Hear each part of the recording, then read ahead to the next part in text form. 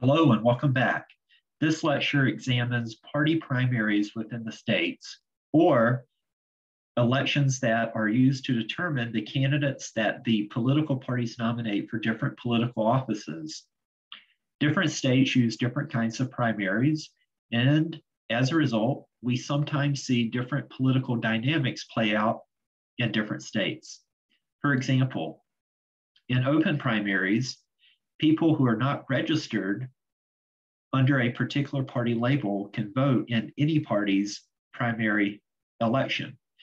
This creates a few dynamics within those states that makes them slightly different from other states where primaries are closed or semi-closed. We will talk about the differences and what those effects look like. But first, to lay some groundwork, there are different nomination processes used by different parties in different states. Generally, there are two big different kinds of ways to nominate candidates for general elections.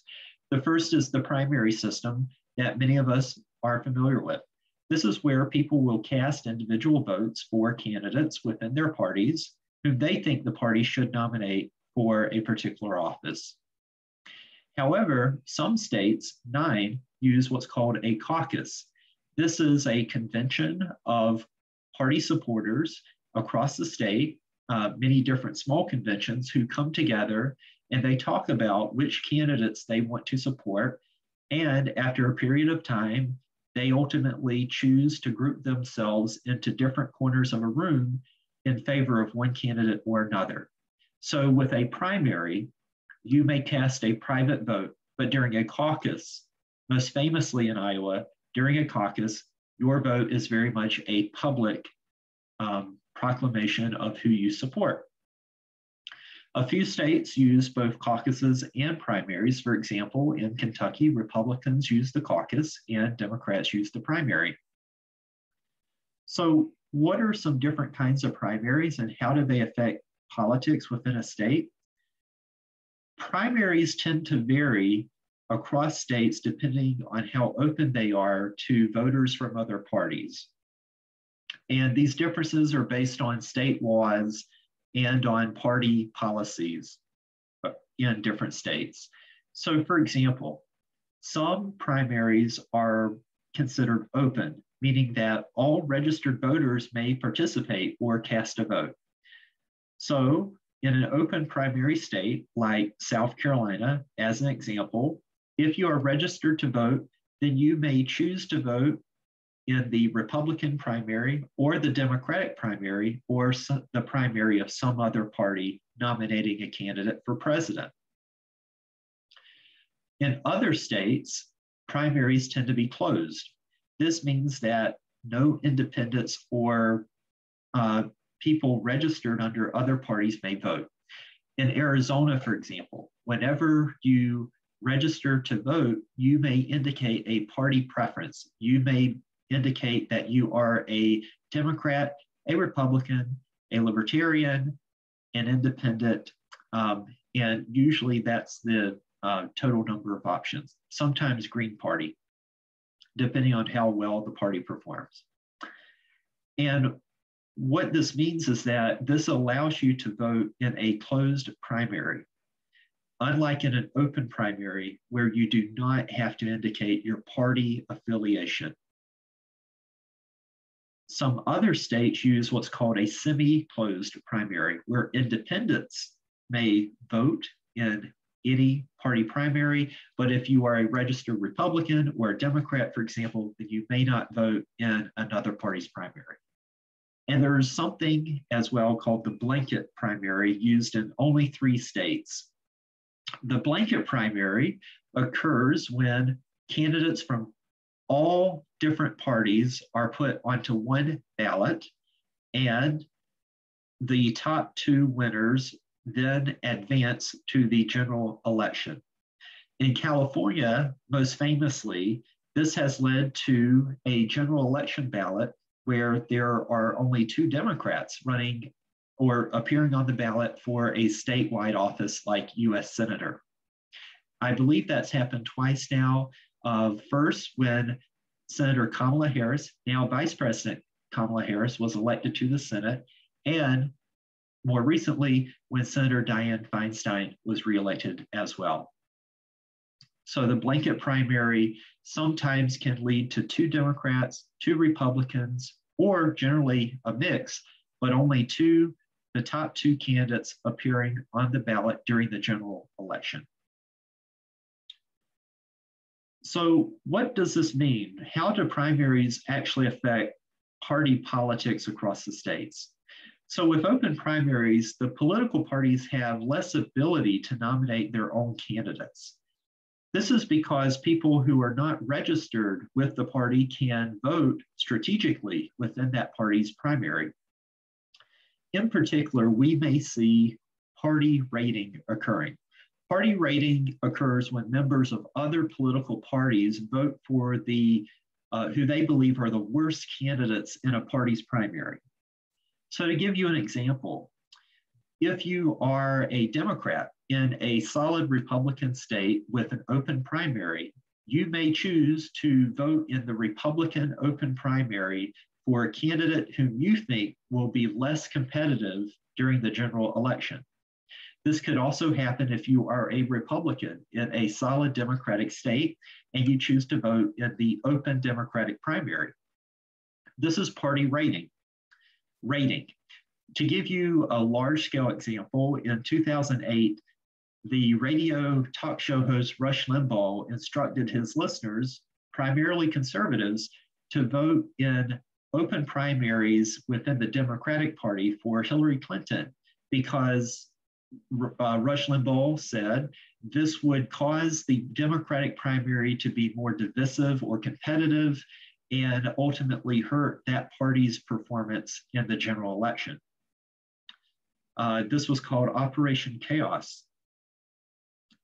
However, open primaries might give more representation to people who are not in the majority party. So if you are a Democrat in a solid Republican state and there are open primaries, then you may vote in the open Republican primary in order to choose a more moderate or more liberal candidate whom you find more acceptable. And therefore, you may exercise some influence over which candidate ultimately appears on the ballot in November during the general election. There's also an informal process known as an invisible primary within states, and in particular across many states during presidential elections. Often during a presidential election, we may see many Republicans or many Democrats vie for the nominations of their parties. Early endorsements, polling support, and fundraising often indicate the eventual nominee of those presidential nomination or those political parties. So for example, in 2012, Mitt Romney, a former governor of Massachusetts, was polling ahead consistently and earned many endorsements and fundraised more money than his Republican opponents for months before the Republican primary elections began. This also occurred with Hillary Clinton, a former senator from New York and First Lady, who was polling ahead of other Democratic opponents during 2016, although a senator from Vermont, Bernie Sanders, did give her a run for her money later on during the election. And we also saw this in 2020 when Joe Biden, a former president from Delaware and vice president, was polling ahead for months, although a senator from Massachusetts, Elizabeth Warren, did briefly pull ahead of him in the polls as well. So typically, there's an invisible primary where candidates try to win endorsements, gain name recognition, and raise money even before primary elections begin in the states. Often, when one primary begins, it's followed by another in a different state, and that earns media attention. And so winning one primary can have a snowball effect on subsequent primaries across different states. And here we have, for example, the polling support for different candidates in the Democratic, seeking the Democratic nomination in 2020 And we find that Biden was ahead for quite some time, but that Elizabeth Warren did pull ahead briefly. Now, of course, there are exceptions to this rule. As an exception, Jeb Bush performed well before primaries occurred throughout the 2015 and 2016 Republican nomination season. He was the leader among the Republican candidates for many months, but this was changed when Donald Trump, a businessman from New York City, chose to seek the Republican nomination and announced his campaign from the lobby of Trump Tower in New York City. His campaign, which was run or featured suspicion of free trade agreements and current immigration policies, appealed to a Republican base that was somewhat different from the base that Jeb Bush had been appealing to up until that point.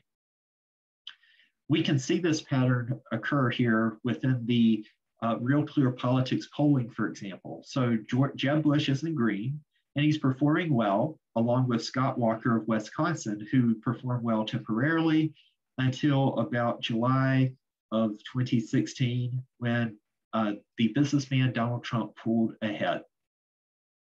For a time, Ben Carson was competitive with Donald Trump, but ultimately Trump won the Republican nomination and, as we know, the general election.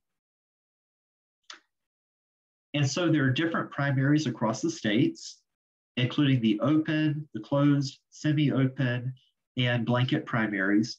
And they actually affect how much power party officials have over whom their party nominates for different offices.